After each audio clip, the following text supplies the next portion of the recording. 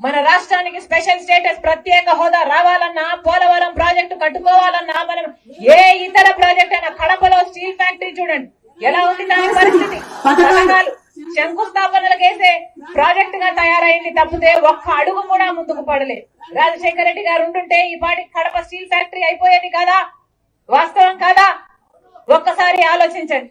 మన బిడ్డల భవిష్యత్తు బాగుండాలన్నా, మన రాష్ట్రం అభివృద్ధి చెందాలన్నా, ఈ హత్య రాజకీయాలకు స్వస్తి పలకాలన్నా జగనన్న గారిని, అవినాష్ రెడ్డి గారిని ఓడించాల్సిన అవసరం ఉంది.